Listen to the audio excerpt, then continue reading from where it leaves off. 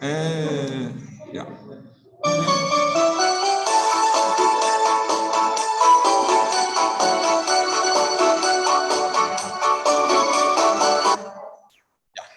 Está súper buena la música, vamos a empezar la clase.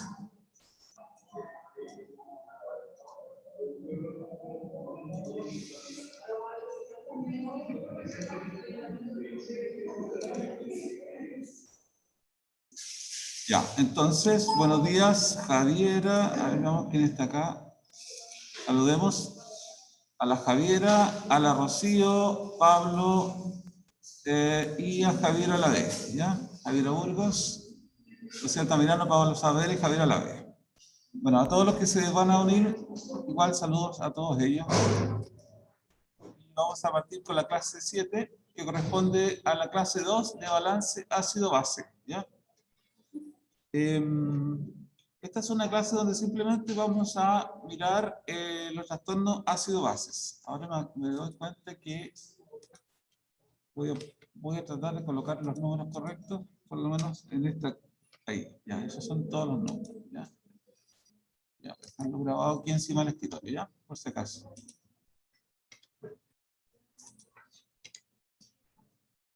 Ya.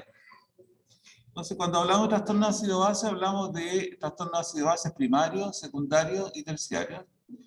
Ya, los primarios son cuando hay una alteración, por ejemplo, del bicarbonato o del PCO2. Son alteraciones primarias que uno le va a llamar, por ejemplo, acidosis, alcalosis, y que puede ser respiratoria o metabólica. Ya, esas son como todas las combinaciones posibles.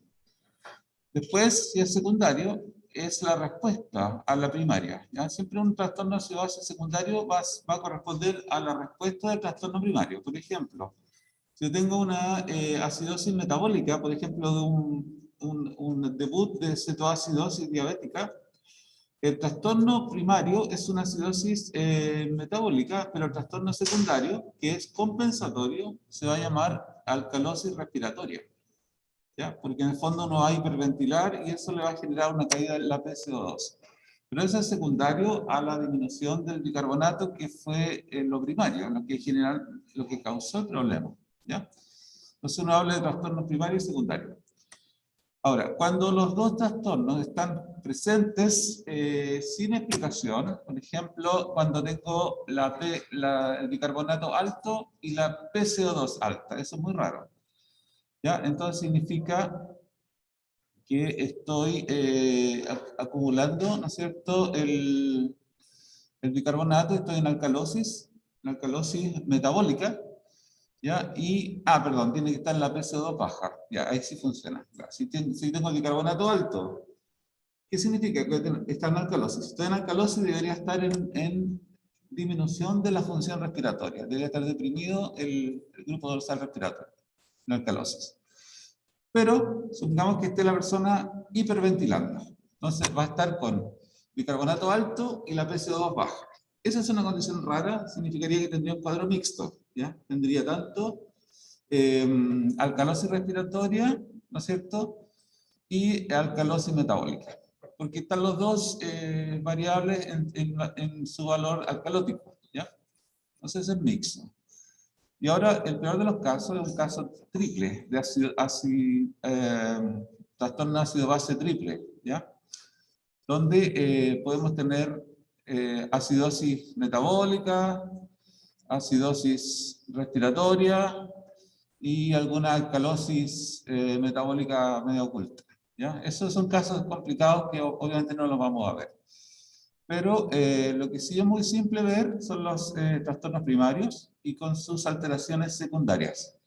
Y lo otro que también resulta bastante fácil en realidad es ver los cuadros mixtos, donde aparece tanto una acidosis respiratoria con una acidosis metabólica o una alcalosis respiratoria con una alcalosis metabólica. ¿Ya? Es decir, no hay compensación en este caso. Ya. De eso se trata esta clase. Entonces vamos a ver las situaciones más representativas. Para Profe, ver, ¿aló? dejó de compartir pantalla por si acaso en el Zoom. Ay, quiere compartir pantalla. Entonces, gracias por avisar. ¿Y por qué habré hecho eso? Ahí. Compartir pantalla. Ya, ahí sí. Ahí sí. Gracias. Nada.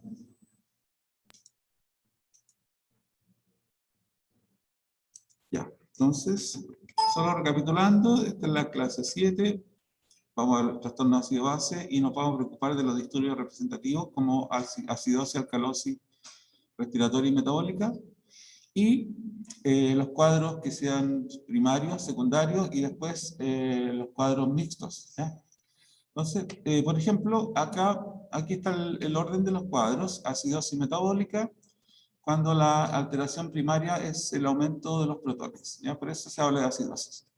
Pero lo que yo voy a ver, no voy a ver el aumento de protones. Lo que yo voy a ver en términos de alteraciones, digamos, de los electrolitos, voy a ver bicarbonato bajo, ¿ya? O los gases, y en fondo estos son todos, son alteraciones arteriales, ¿ya? ¿Vale? Arteriales. Entonces, se le llama gases arteriales. Cuando uno quiere ver los trastornos ácido-base, uno dice, veamos los gases arteriales.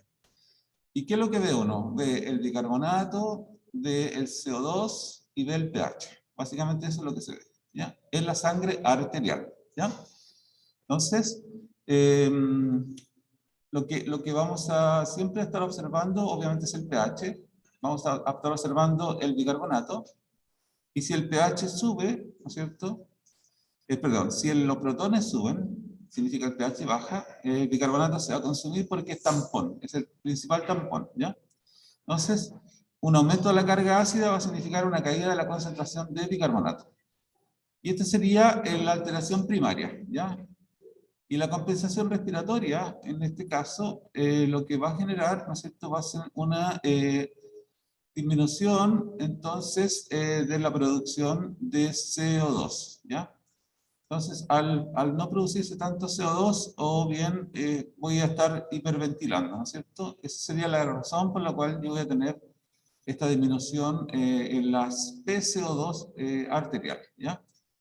¿Y por qué hiperventilo? Es muy simple, porque tengo a los quimiorreceptores periféricos activados, ¿no es cierto?, por efecto del protón, ¿no? Los ácidos fijos estimulan los quimiorreceptores periféricos, estimula el grupo dorsal respiratorio, se hiperventila y se excreta mayor cantidad de CO2 porque su alta solubilidad, ¿no es cierto?, y su alta coeficiente de difusión. Por lo tanto, voy a tener una PCO2 inferior a 40 milímetros de mercurio, que sería lo normal, ¿ya? Voy a tener, esa sería la compensación respiratoria. Y voy a tener un bicarbonato también inferior a su valor normal, que es 24 miliequivalentes por litro. ¿Y por qué voy a saber acá, en este caso de acidosis, cuál es la alteración primaria? Lo voy a saber porque voy a tener la alteración que más se mueva de su valor basal.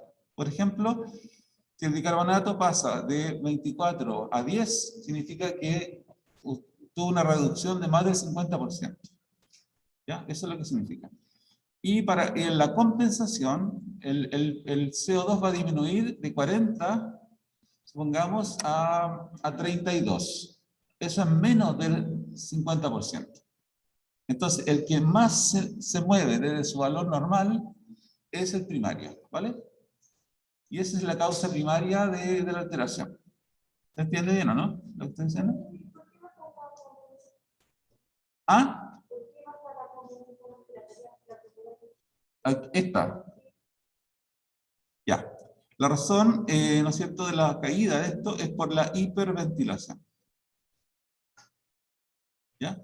La hiperventilación es lo que te va a asegurar a ti que el CO2, que es un productor de ácidos, salga del cuerpo y se elimine. Y por lo tanto, eso va a tender a compensar la acidosis metabólica, que está siendo generada por un protón, por un ácido fijo, ¿vale?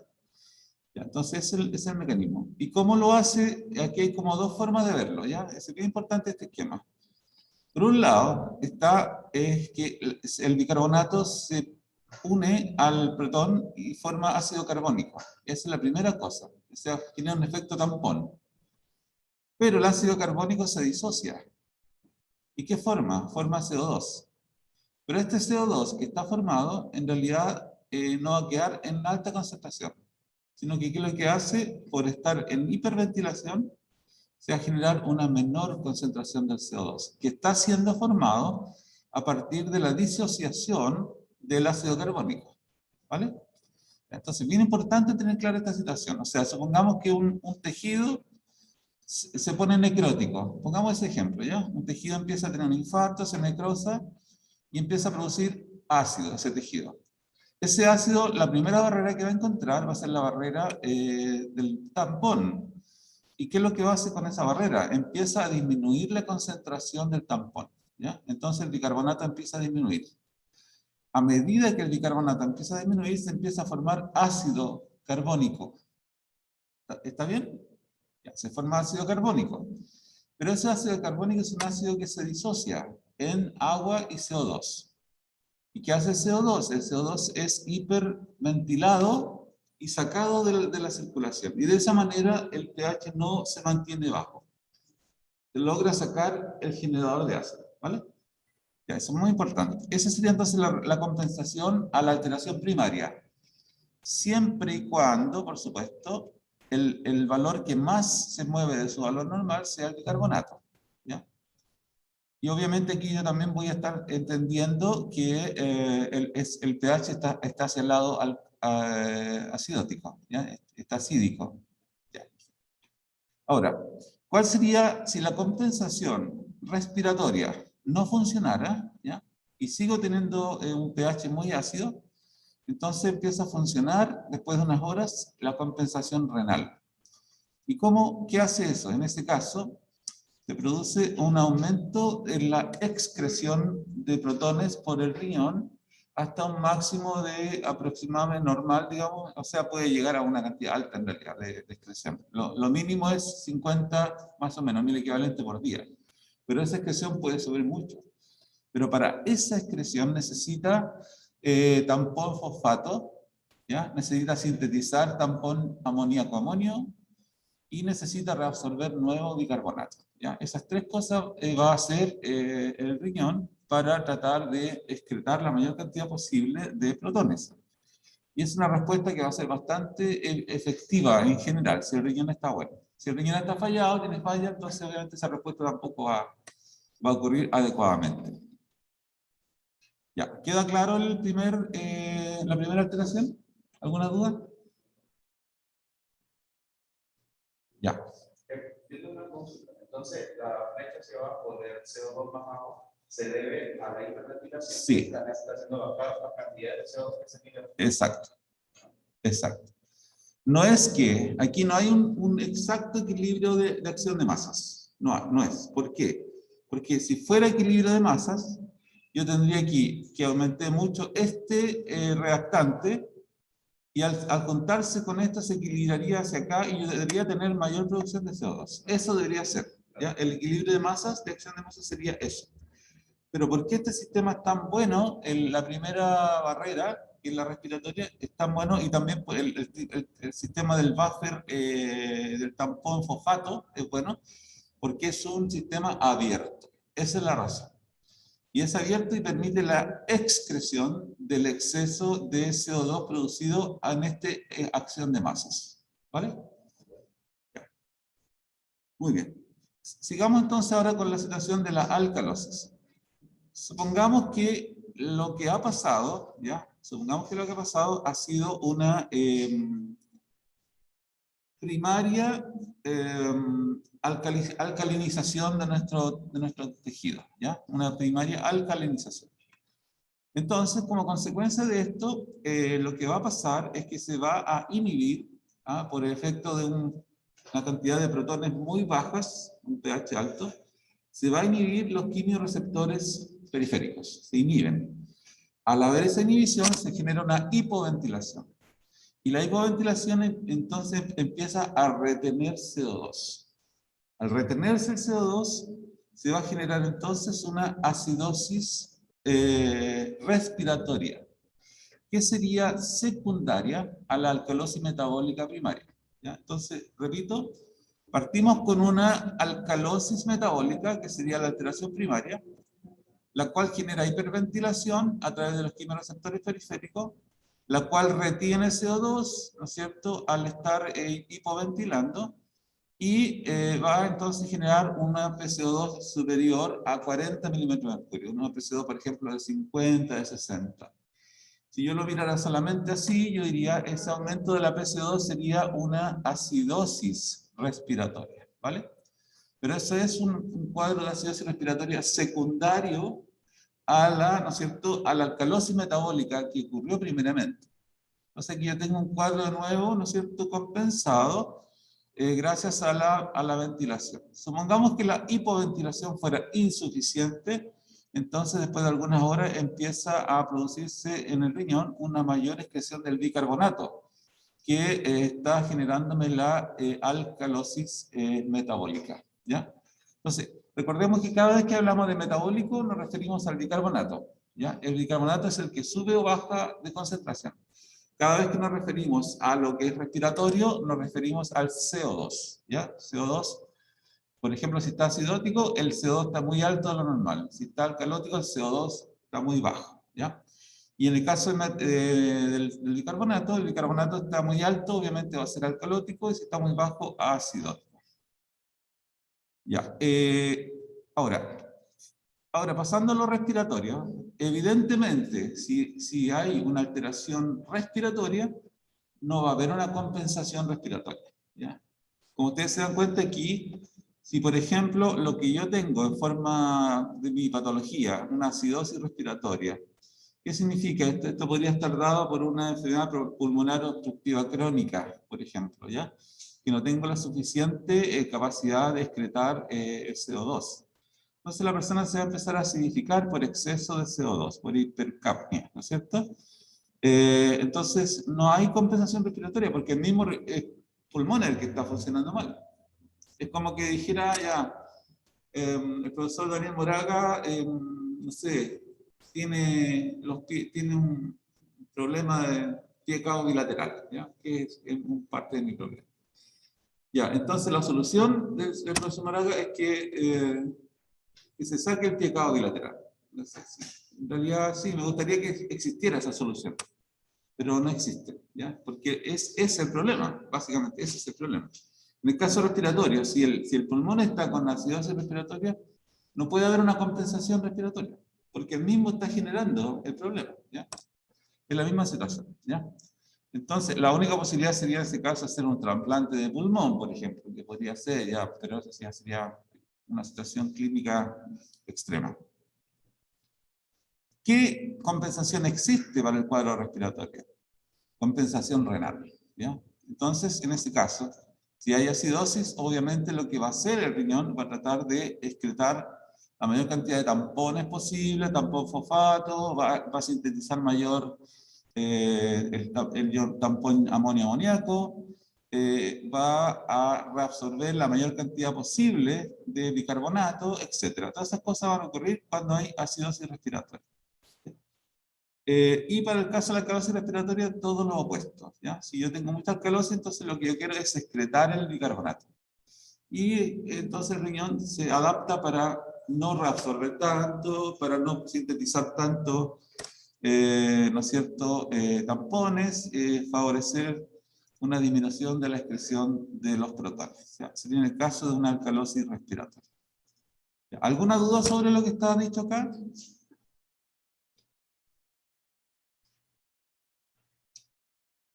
No sé por qué el bicarbonato está aumentado en acidosis respiratoria.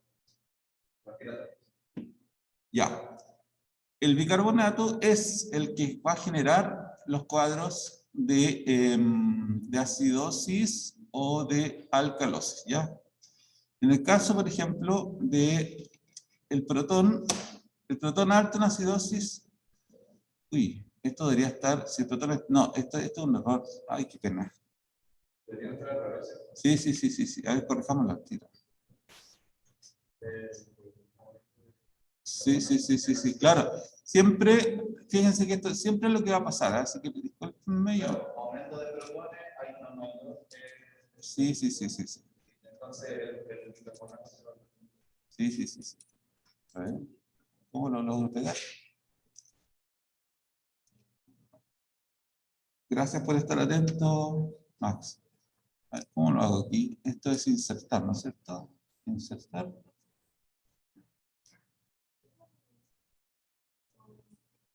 Espérame, deja ver si lo puedo insertar. Ahí. Insertar. Ahí lo hice. Y ahí aquí, si está el protón bajo, son los protones, El protón está alto, crear una acidosis, y el bicarbonato está bajo, está bien. Aquí el protón está bajo y el bicarbonato va a estar alto. Ya. Ya. Eso fue sin querer, no es que estaba esperando que estuvieran atentos. Fue simplemente un error, como anoche uno de los candidatos presidenciales dijo que él reconocía los errores y que cualquiera cometía errores. No creo que lo hayan visto, pero yo lo estaba viendo. Ya, muy bien, gracias por corregir. Ya, entonces ahora tienen claro, el esquema que está puesto aquí está bueno. A ver, no sé si en el libro, no creo que esté malo, Uy, está malo en el libro. Sí. Está con las flechas cambiadas después. Eso es lo que uno llama error sistemático, ¿ya? Cuando uno copia el error de los textos, ¿ya? Así que, bien. Ya. Voy a grabar. Ya. Listo. Ahora sí se entiende, ¿no es cierto? Cada vez que va a haber un trastorno primario, en este caso, el trastorno primario va a ser la acumulación de CO2. Si se acumula CO2, ¿no es cierto? De nuevo, por equilibrio de masa, aquí voy a ser más fácil de entender, ¿no es cierto? Porque ya, dado que el pulmón no está excretando bien el CO2, es más fácil entender el equilibrio de masa en este caso y se produce protones. Y el protón más alto que va a hacer va a consumir el bicarbonato. Y eso es lo que tiene que pasar, ¿ya? Y en el caso de la alcalosis respiratoria, es el problema. Aquí estamos hiperventilando normalmente, ¿no es cierto? Aquí está la persona histérica y eso va a disminuir los protones y eso se aumenta el bicarbonato, ¿ya? Así que ahí está muy bien, ¿ya? El esquema está perfecto en este momento. Ya. Entonces, para poder manejar un paciente ácido-base y entender qué es lo que le está pasando, tenemos que entender bien, ¿no es cierto?, que hay estos tres elementos que tenemos que saberlos bien. Si ustedes manejan el esquema que está ahí en la pizarra en este momento, probablemente van a poder sacarse muchos pillos y responder rápidamente muchas preguntas y salvarse. En muchas situaciones, si viene un médico enojado y le dice, ¿y cuál es el cuadro ácido-base? ¿Y qué es lo que tiene? ¿Y qué pasa? Ustedes traten de acordarse de este esquema, porque es un esquema fácil de acordar, ¿ya? Tienen que acordarse que el bicarbonato está en 24. Si el bicarbonato sube, entonces estamos hablando de que es algo metabólico, sube o baja, ¿ya? Sube o baja y llegan al tiro metabólico, si el bicarbonato está muy alterado. Después se preocupan si es acidosis o alcalosis, pero primero digan, cambió mucho el bicarbonato, ya, es una alteración metabólica, o sea, como que al tiro lo primero metabólico. Si cambió mucho el CO2, por ejemplo, si el CO2 está en 80 milímetros de mercurio, es respiratorio. O sea, si yo veo que el bicarbonato está más o menos normal, el bicarbonato está en, no sé, en 35, está en 30, y la PCO2 está en 70, no, es respiratorio. ¿Por qué? Porque la alteración fue demasiado alta. Siempre hay que entender eso, ¿ya? Hay una relación aquí que es un poco estequiométrica, ¿ya? Si que la PCO2 se duplica y el bicarbonato no, entonces es respiratorio. La alteración es respiratoria. Si el bicarbonato se duplica o se disminuye a la mitad, es metabólico si es que el CO2 ha tenido una disminución menor, ¿ya? Entonces, interesante que ustedes mantengan súper claro estos valores y mantengan muy claro que el que más varía es el que arrastra la alteración y que es el primario. El que más varía siempre va a ser el primario. Ahora, otra forma de entenderlo súper fácil es teniendo súper claros los pHs. Si el paciente, supongamos, tiene 7,3 de pH, entonces ya no tengo nada que deducir, ¿ya? ¿Por qué? Si tiene 7,3 ya sé que es acidosis, ya lo sé. Y la posibilidad sería, tiene tres posibilidades, que sea acidosis metabólica, respiratoria o mixta. Que tenga las dos posibilidades, que los dos estén acidosis. Y si tiene alcalosis, también. Las tres posibilidades son alcalosis metabólica, alcalosis respiratoria o mixta, que sería alcalosis de los dos tipos. ¿Ya? Ya. Ahora, ¿cómo puede uno entender que es mixta o no es mixta? Ya, hay una clave para esto. Tiene que ver con que eso se llama las reglas compensadoras. ¿Ya? Y hay una tabla donde se muestra lo que se llaman las reglas compensadoras. A ver, aquí las tres. ¿Ya? La tabla 510. Y en esa tabla te dice si cambia un miliequivalente el bicarbonato, ¿cuánto debería cambiar para compensar el PCO2? O al revés, si cambia en 1 milímetro de mercurio el PCO2, ¿cuánto debería cambiar en miliequivalente el bicarbonato para compensarlo? Y eso se llama las reglas compensadoras.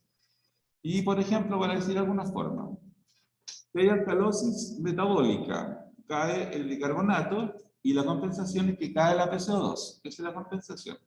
Y la regla compensadora es que por cada 1 miliequivalente de caída de bicarbonato cae 1.3 milímetros de mercurio de la PCO2.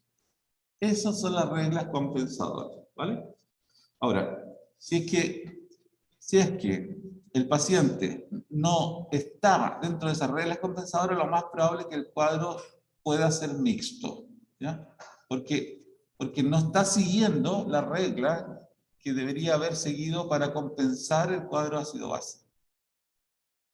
Vamos a tratar de ver algunos ejemplos para que esto quede más claro. ¿Ya?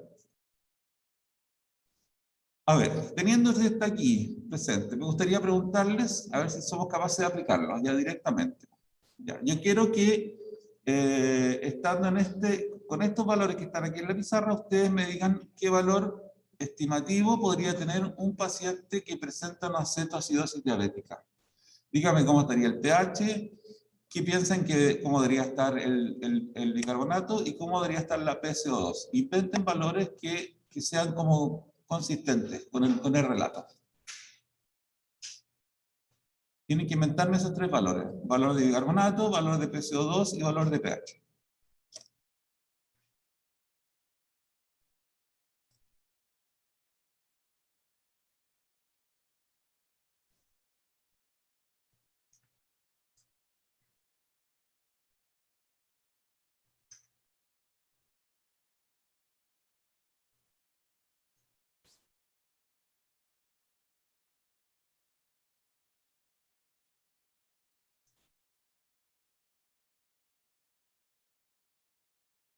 ¿Nadie se atreve? ¿Quién se atreve? Todos están esperando en ti, Max. Así que vamos a ponerme en PCO2. Y que ventila también.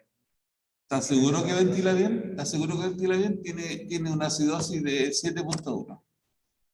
Sí, eso lo iba a dar un 7.2. Dale un 7.1. ¿Cómo ventila? ¿Hiperventila o normaventila? ¿Qué dirías tú? Para compensar de la hiperventilación. Entonces una PCO2 disminuida. Claro, porque de hecho el cetoacidótico tiene una respiración de Kussmaul. Es una respiración con volúmenes corrientes súper altos y con frecuencias altas. Entonces está respirando así, de esa manera, ¿te das cuenta? Y esa respiración está impulsada porque tiene una tremenda acidosis. ¿Se dan cuenta? Entonces, fíjense bien, el caso del diabético.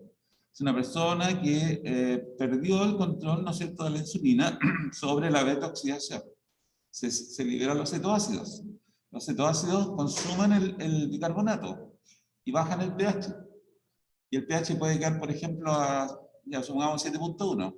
La caída de pH es sensada por los quimioreceptores, ¿ya? Que entonces ahora estimulan la ventilación, hiperventilan. Y si hiperventilan, la PCO2 cae y se produce hipocapnia.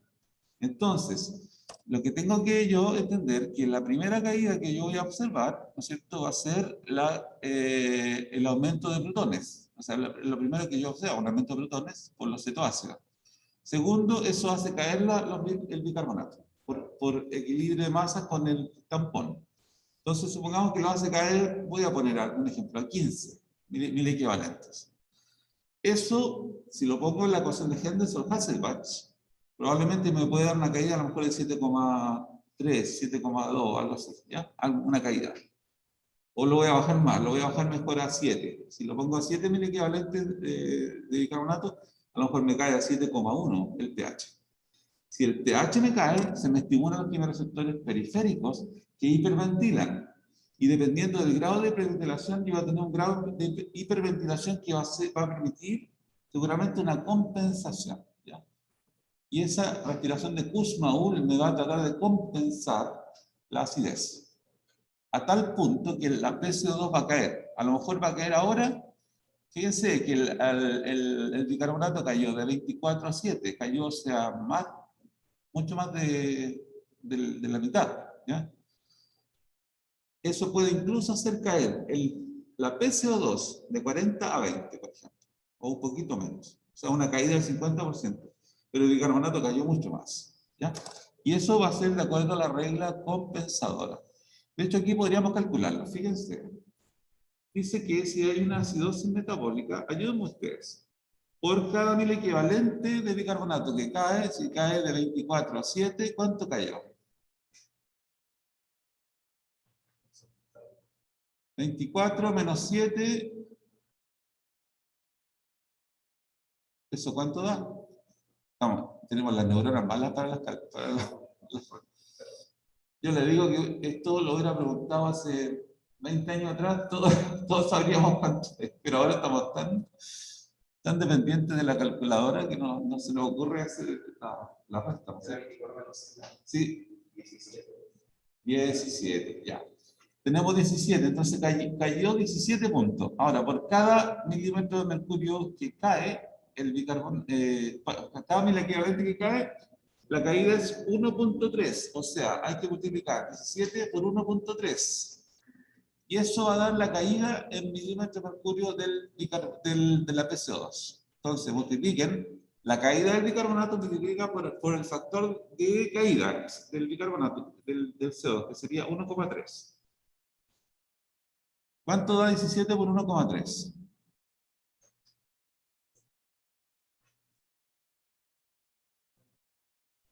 9.1. Ya, eso es lo que cae, lo que cambia.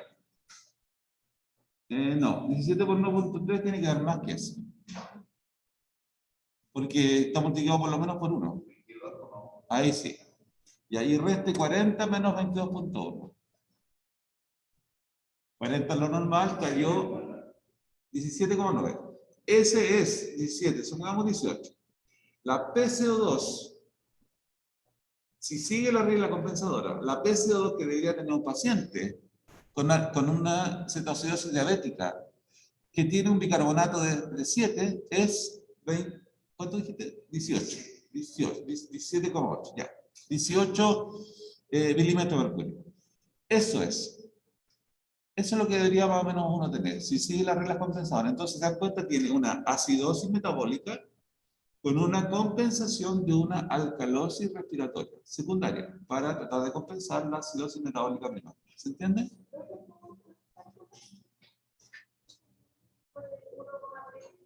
Ya, 1,3 es una regla compensadora que se da como promedio, que por cada caída de 1000 equivalentes del bicarbonato debe caer 1,3 el valor de los milímetros de mercurio de la PCO2. ¿Se entiende?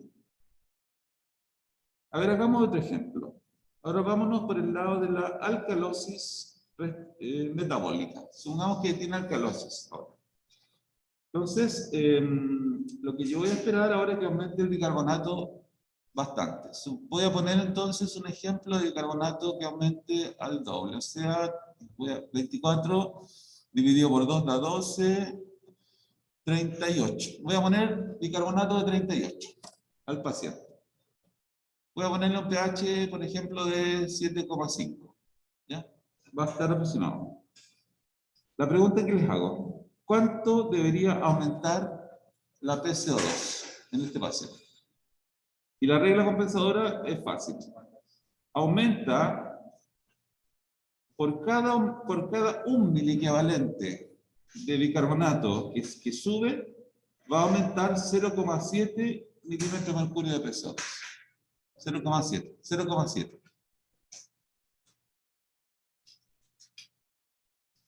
Entonces aumentó de 24 a 38.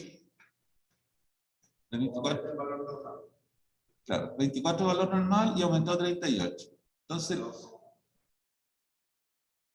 el aumento es 38 menos 24. Ese es el aumento, 14. Y ahora 14 por cada uno que aumenta es 0,7 milímetros de mercurio que aumenta. Entonces 14 por 0,7. Eso da 9,8. Entonces sería 40 más 9,8. O sea, la PCO2 debería subir de 40 a 50 aproximadamente. Y ahí estaría compensado. ¿Se entiende? Ya, perfecto.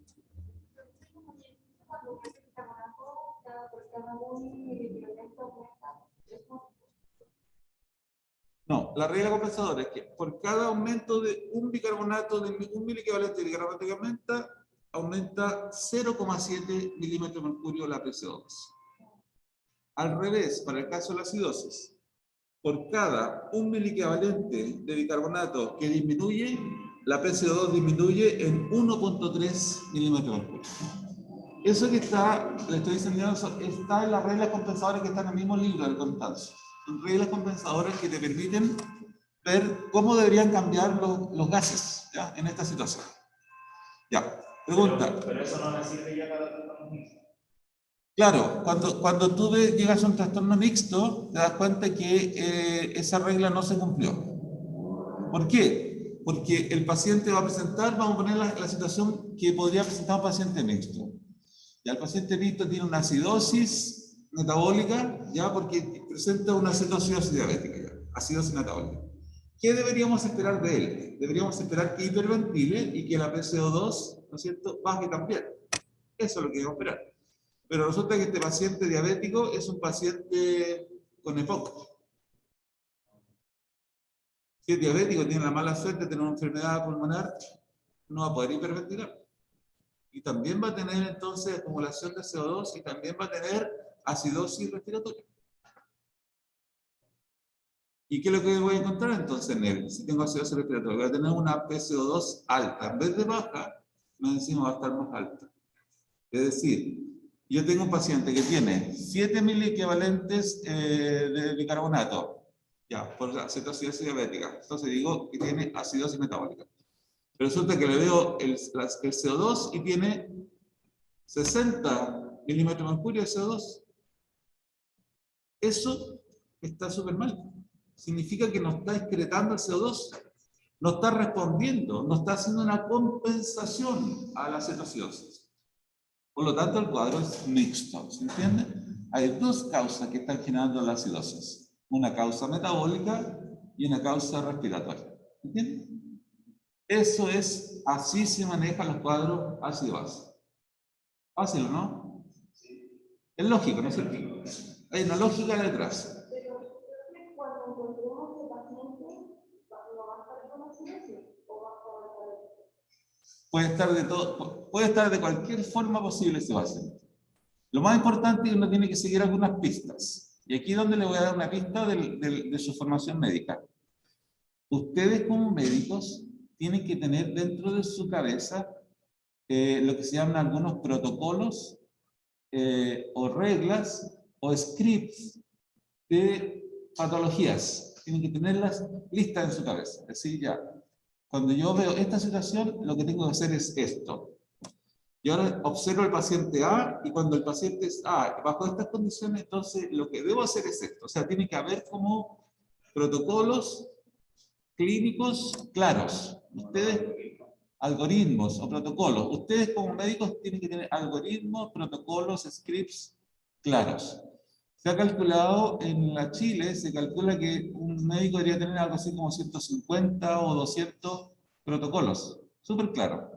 ¿De qué hacer? En este caso, encuentro un paciente así, esto tengo que hacer. El paciente está en esta condición, hago esto otro. No lo tiene que pensar, lo tiene que tener claro. Actúa porque ya lo sabe. Ya, entonces es como una regla del razonamiento clínico, pero tiene que haber algoritmos, reglas, ¿cómo dijiste tú? Algoritmos, ya, algoritmos, reglas, se le llama también scripts, se le llama patrones de reconocimiento, creo que también se le llama así, patrones de reconocimiento, donde ustedes van encontrando claves, pistas, que le ayudan a identificar rápidamente al paciente. ¿Y qué es lo que tienen que hacer? Esto es súper relevante. Por lo tanto, aquí, ¿qué es lo primero que hay que hacer? En el caso de que usted observe un paciente que viene con un pH de 7.1, tiene que inmediatamente empezar a darse cuenta si es metabólico, si es respiratorio o si es mixto, al tiro. Es lo primero que tienen que saber. ¿Ya? ¿Y cómo lo sabe al tiro que es metabólico? ¿Por qué? Porque el bicarbonato está bajo. Si hay una compensación, debería estar el PCO2 bajo, si compensa. Si no hay compensación, el PCO2 está alto, entonces ahora es mixto. ¿Se dan cuenta? Uno va siguiendo una lógica concatenada de pensamiento y de análisis clínico que permite que ustedes tomen decisiones correctas y rápidas. Lo que se les pide a un médico es que el médico tenga la capacidad de tomar una decisión rápida, correcta y una decisión informada. ¿Por qué? Porque todo el equipo médico va a estar dependiendo de ustedes. Las enfermeras, las TENS, los tecnólogos médicos, las matronas, todo lo que esté alrededor de ustedes. Están esperando su decisión. La decisión suya es una decisión muy relevante, ¿ya? Que tiene que estar hecha bien. Así que detrás de ustedes, en su sombra, hay una gran responsabilidad, ¿ya? Así que vayan aprendiendo este tipo de cosas porque son cuestiones que son importantes para ustedes, ¿ya? Ya. Lo asusté un poquito, ¿no?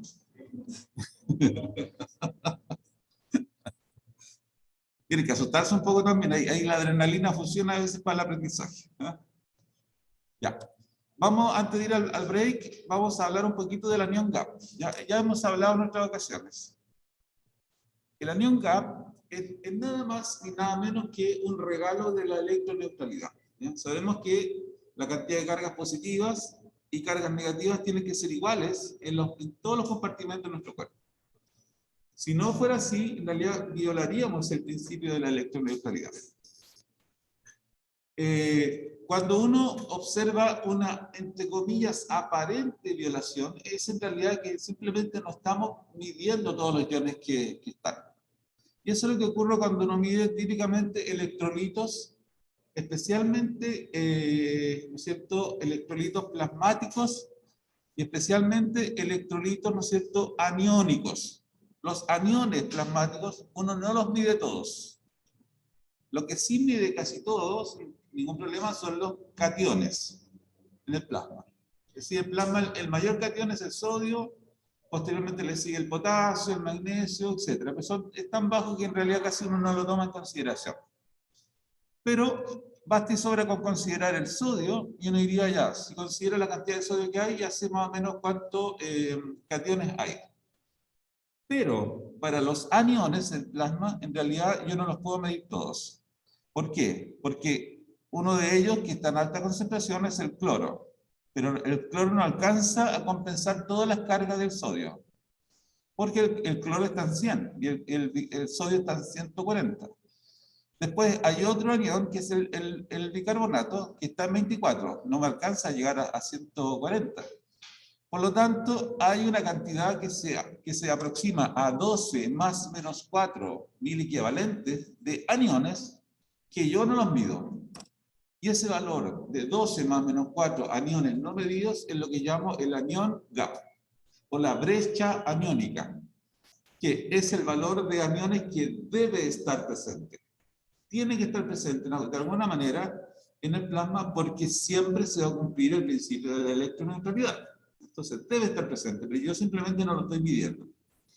Ahora, ¿de qué me sirve esto? Me sirve en el caso de la situación ácido-base porque tiene el elemento bicarbonato.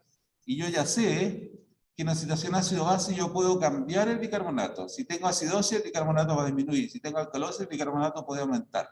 ¿Sí o no? Entonces, ¿qué va a pasar? Que yo puedo tener anion gap aumentado o disminuido en una situación ácido-base. El ejemplo más simple es la cetoacidosis diabética de nuevo. ¿Por qué? Porque yo sé que la cetoacidosis diabética, normalmente, a menos que yo esté con un paciente pulmonar, digamos, me va a generar una alcalosis respiratoria, ¿ya?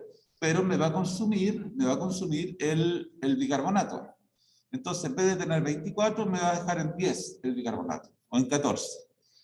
La diferencia de que el bicarbonato que no esté presente van a ser los ácidos, los cetoácidos, que van a empezar a acumular este espacio del GAP. Y eso va a significar entonces que yo voy a tener una acidosis metabólica con anión GAP aumentado. ¿Ya? Claramente va a significar eso. Entonces, las acidosis metabólicas, por ejemplo, como enfermedad como cetoacidosis diabética, presentan GAP aumentado. Así de simple. ¿El GAP son algún tipo de específico o son una mezcla entre el bicarbonato, el GAP es la diferencia que hay de los aniones no medidos. La diferencia, y la fórmula sería: al sodio le resto el cloro y el bicarbonato. Esa diferencia es lo que llamo el anión GAP. Y el valor me lo puede dar cualquiera. Por ejemplo, si en el caso de la cetoacidosis, el bicarbonato está cayendo porque hay acetoacetato, hay hidróxido butírico, por eso está cayendo, entonces es por eso. El anión GAP aumentó porque aparecieron otros ácidos que consumieron el bicarbonato. Podría pasar también que en algunas situaciones el anión GAP podría también alterarse si el cloro se altera. Supongamos que era una situación con hipercloremia, ¿ya? Si yo tuviera hipercloremia, entonces tendría el anión GAP disminuido, porque va a estar aumentando el cloro. Entonces ya voy a tener menos diferencia entre el sodio y los aniones. ¿Entiendes? Claro, en el caso de la alcalosis metabólica, el anión GAP va a tender a disminuirse, obviamente. Claro. No, se puede llegar a cero perfectamente. No, sí, en el fondo. Ahora, lo que sí, eso increíblemente, digamos, no va a alterar los aniones no medidos que son normales, porque efectivamente nuestro cuerpo tiene un montón de aniones plasmáticos circulantes que están ahí. Y siempre van a estar, ¿ya? En cierta forma. Entonces, yo podría eventualmente, dado que mi fórmula es una fórmula incompleta y está basada solamente en bicarbonato y cloro, yo podría llegar a una medición, entre comillas, de anión GAP igual a 0, pero eso no es verdad. Porque siempre tiene que haber un anión GAP, a menos que yo midiera todos los aniones. Claro, en teoría, ¿se dan cuenta? Ya. Ahora, aquí es lo que recién acabamos de ver, y con esto nos vamos a ir a un break, ¿ya? Las reglas compensadoras. ¿Se acuerdan que dijimos que si teníamos una acidosis metabólica, entonces lo que está cayendo es el bicarbonato, y ahí cae, por ejemplo, de 24 a 10. Vamos a poner ese ejemplo. ¿Cuál es la compensación? Que caiga la PCO2. ¿Y cómo sé cuánto cae? Va a caer por cada 1000 equivalente de bicarbonato que cae, va a caer 1.3 milímetros de mercurio en la PCO2. Eso es lo que recién acabamos de hacer como ejemplo, ¿ya? Ahora, para alcalosis, ahí las reglas van cambiando un poquito. Si aumenta el bicarbonato, también tiene que aumentar la PCO2, y por cada aumento de bicarbonato, aumenta 0.7 la PCO2. ¿Se dan cuenta? Así es como vamos viendo. Por ejemplo, en el caso de la acidosis respiratoria, va a cambiar si es aguda o crónica. Si es aguda, la razón de cambio va a ser por un milímetro de mercurio de PCO2 que aumenta 0.1 el bicarbonato. Y para la crónica, por cada 1 milímetro de mercurio de PCO2 aumenta 0.4. ¿Ya? Entonces tengo diferencia en los valores dependiendo si es agudo o crónico, y en la siguiente parte de la clase vamos a chequear un poco qué significa esto y vamos a ver cuadros específicos de las 4 alteraciones. ¿Ya? Así que ahora nos vamos a descansar 10 minutos o 15 minutos, ya para que alcancen a tomarse un cafecito, y volvemos a las 9:05 para seguir con la clase. Yo la voy a pausar aquí, detener la grabación. Ay, no era detener, no, era